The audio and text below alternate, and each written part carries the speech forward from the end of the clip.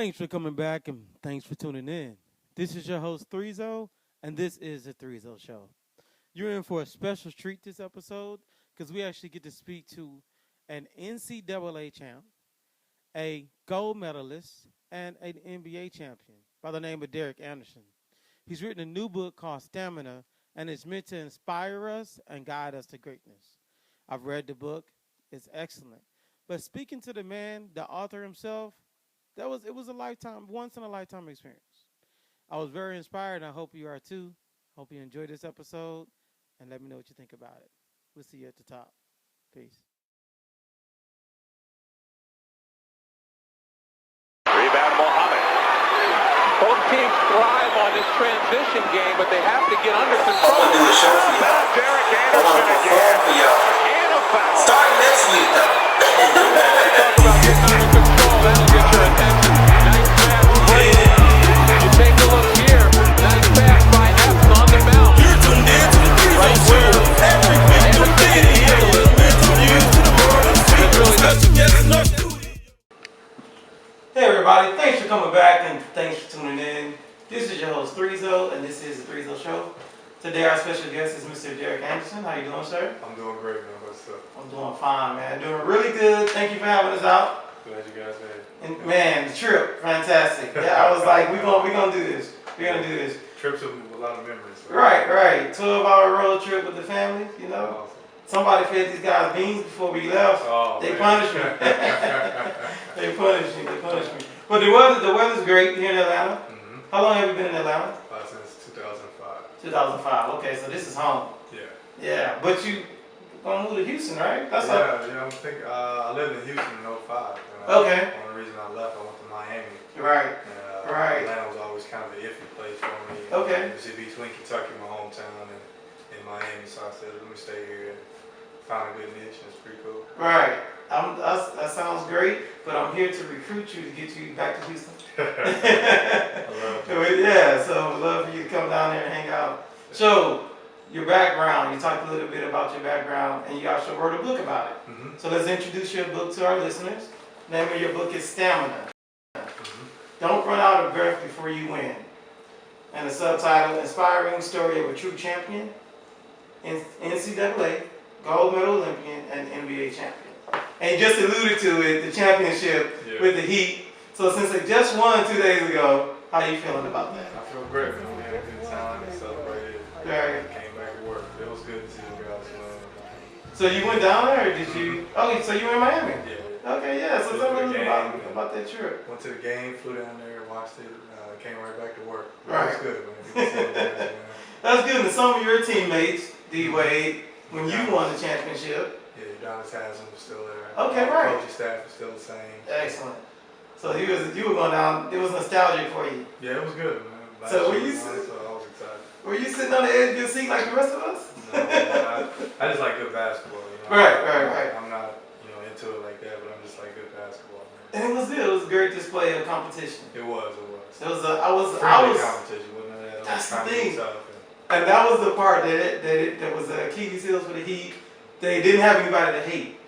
Exactly. So they couldn't use that. They couldn't use that as fuel to play to the next level. They had to reach deep down. It's hard to be the gentleman. It's hard to be the gentleman. So not really, not if you know how to play. no, You didn't worry about it. Right. They didn't have. Obviously, they didn't have a problem with it, and you didn't have a problem with winning. You've been winning since middle school, high school, college, NBA.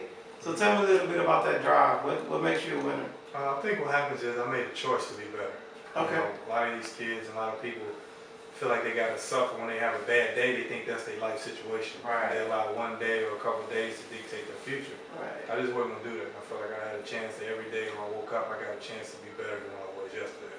So that's what champions do. We don't worry about the past or, bad situations. We create good situations that last a lifetime. So I just continued that thought. And once I started winning basketball, it gave me a passion for winning, Right. on and off the court. So I felt like every day I studied the game, I watched, I worked out, played, I did everything I could to be better than anybody else. And that's the difference in what I won. That's fantastic. So this goes back to 8 years old, 10 years old, because when did you pick up basketball? When I was 11. 11. One of those situations where, Mm-hmm. of course, my life was changing with my family. going in and out of the bad situation, the bad living.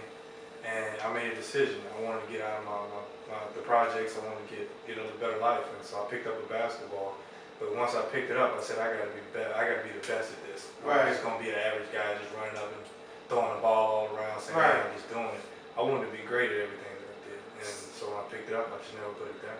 Is it fair to say that at 11, you had the vision of the NBA? No, I didn't have a vision at all. I just wanted to that was my mainstay of not going to the streets, not getting in trouble. That was what I used as my vice. And when I started getting better is when I realized I had opportunity to go to college. I still wasn't thinking NBA. I was thinking of just getting a college degree so I can have something better. So how tall are you? 6'6". Do you come from a long line of tall men? Well, my dad was 6'8", so his dad, my grandfather was 6'3". So so we were pretty tall, but I didn't see none of those guys. When I was younger, my dad was tall then, but I was only like 5'5" at that time. Right. Yeah, I didn't go until I was like in the 8th, 9th grade before I even touched 6 feet. Nice. Well, I'm 36. I said I'm gonna touch 6 feet, so hopefully it'll happen next summer. keep working on it. Keep up a lot, right? So you touched a little bit about when you were 11 and what your family was going through, and I know from your book that you were in Flint, Michigan. Yeah. So what you may not know is I'm from Detroit. Okay. And I have family in Flint. Okay.